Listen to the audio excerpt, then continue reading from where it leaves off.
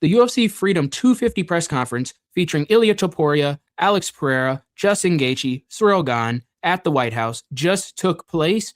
And man, this was a great, great press conference. It wasn't as good as yesterday's, but it was still great. And I think the UFC may just be back. This is the first time in so long that I've been excited by a press conference, much less two back to back. We had the one yesterday and the one today. This one may have seemed a little slow compared to yesterday's press conference, but I don't care. This was still a great press conference. It did start off a little bit slow because half the fighters did need translators, but I don't mind because it did pick up at the later part of it, and it wasn't as good as yesterday's, but it's going to be pretty hard to top yesterday's. Today started off with some pretty bad questions from the reporters. They were asking the usual NPC questions. They asked Ilia, how does it feel to be on this White House card? And Ilia was just very grateful. He also said a very cold line. He said, Justin just has to show up and he'll do the rest. Ilia is great with those one-liners, not to be a D-rider, but man, I do like those one-liners from Ilia.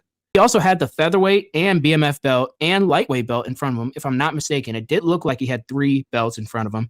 So I like that as well. And he cracked out that classic Ilia smirk, that famous smirk from Ilia that gets under all his opponent's skins. So Ilia started off all right. It wasn't the best, but he started off all right. Justin Gaethje was then asked a question about how he ranks Ilia in terms of his other opponents. And he said that Ilia is his second toughest test ever, right behind Khabib, which isn't really a good look for Justin, I don't think, because he's also been beaten by a lot of other fighters. Justin didn't seem that confident in this press conference. I don't blame him.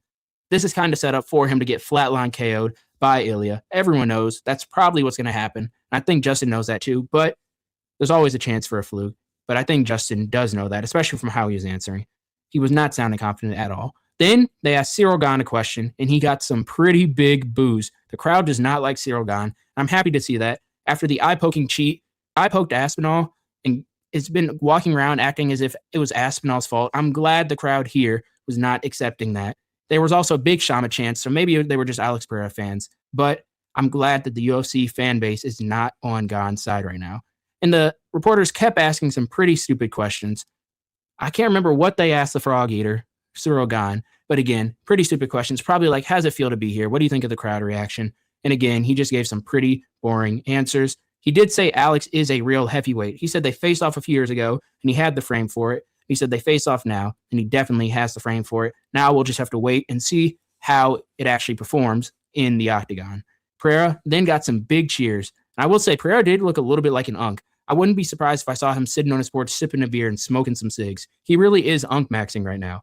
But he had some big cheers. He said Shama, got some huge cheers, started a Shama chant. I would never be a part of a Shama chant. I'm an Alex Pereira fan. You would never catch me dead doing a Shama chant. And then they asked Dana White a question, which I thought was pretty dumb because I'm not at the press conference to hear Dana White's answers. But they asked if Donald Trump will be wrapping the belt around the fighters. And Dana said, yes, he does expect the belt to be wrapped around the fighters. Then they asked Bo Nickel a question. And man, beardless Bo Nickel, I don't mean to be mean. He's kind of scaring me right now. But I'll let you guys decide what you think about it. I'm not a fan of beardless Bo Nickel. But I'm also not a fan of walking around looking at how much I like the other look of men. But if you guys have a problem with that, maybe you can let him know. Now, we got to a pretty interesting question.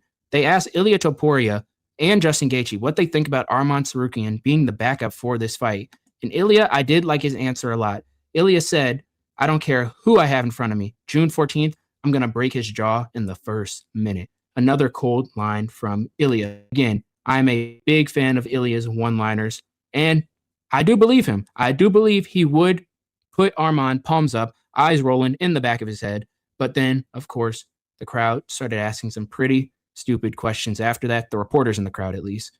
It was all, how do you feel to be here? Ayman Zahabi did have a pretty good response, though. He did say he knows the crowd is going to be on O'Malley's side, and they were. By the way, O'Malley didn't get a single question. But he said he knows the crowd was going to be on O'Malley's side. He said they're not going to help when he's locked in the cage with him on that Sunday morning, I think. I believe it's on a Sunday evening. It's sometime on a Sunday. Donald Trump's birthday. Not going to comment on that. But I do believe O'Malley will also put him palms up, flatline him. Zahabi doesn't really have any danger factor for O'Malley to worry about. I think O'Malley's going to style on him, but crazier things have happened. Maybe he'll continue his unk run. Fingers crossed he doesn't. I do hope O'Malley wins. And then Derek Lewis was asked a question about Josh Hockett, because Josh Hockett was pretty quiet at the beginning of the press conference. He didn't get a single question. I was a little surprised by that, but he was very quiet during the beginning of the press conference. And then Derek Lewis was asked a question about him, and all he said was he doesn't care about anything. He's just fiending to fight. Then the reporters went to Dana White after Derek Lewis was asked a question. Instead of going to Hockett, I wonder if they were purposely told not to start any arguments at this press conference because it's the White House press conference. I hope not. Luckily, that's not what ended up happening. Then Josh Hockett got his turn to talk. And man, did he make the most of it. I used to not like his gimmick, but after the Curtis Blades fight, I've become a big fan of his gimmick. He's very, very, very entertaining. He started saying some stuff, getting under Derek Lewis's skin just a little bit. Derek Lewis was pretending he couldn't hear him. Maybe he really couldn't understand him because his rhymes were a little bit stupid. But he said Derek Lewis ain't right. That's why he took a dive in his last fight. He's going to retire and sell ass wipes. And he calls Derek Lewis the Black Pillsbury Doughboy.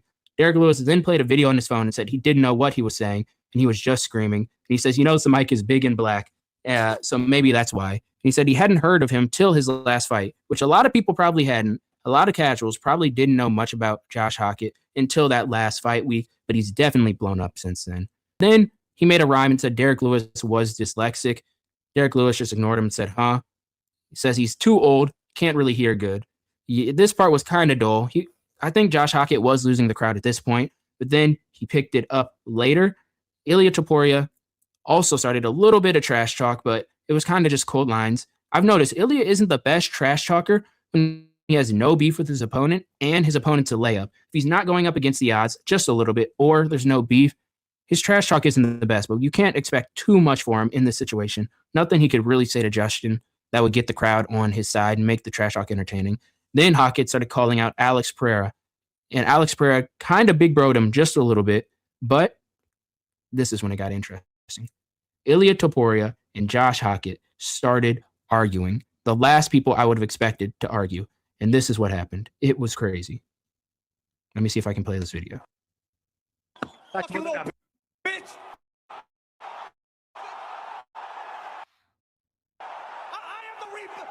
I don't want to play too much of that in case I get copyrighted, but man, that went insane. Ilia Topuria started going back at Josh Hockett. Then he threw something at Hockett, which led to Hockett and then being escorted out of the building. And I thought that was hilarious. Carried out of the building after him and Ilia started arguing. Ilia kind of mogged him as well, but maybe I'm just being biased. I did like the ending of this press conference. I'm happy it happened. Overall, maybe I overreacted just a little bit. Maybe it's not the best press conference, but it was pretty good. And I think the UFC may just be back. Alex Pereira and Cyril Gane then faced off. Alex Pereira was kind of mogging him. He's a little bit bigger than him, and he looks just about as broad as Cyril Gane. I know Gane will probably be leaner, but Alex will have no trouble being at heavyweight, if I'm being honest with you guys. And Ilia Topuria was a little bit smaller than Justin as well. And Ilia did say something to him at the face-offs, probably one of the cold lines like, I'm sorry it has to be you, Justin. But overall, this was a pretty decent press conference. I'm glad I watched it. I'm glad it happened. Let me know what you guys thought about the press conference in the comments below. Remember to like, remember to subscribe, and I will be reacting to the ceremonial weigh-ins later today. All right, let me know what you guys thought. Peace.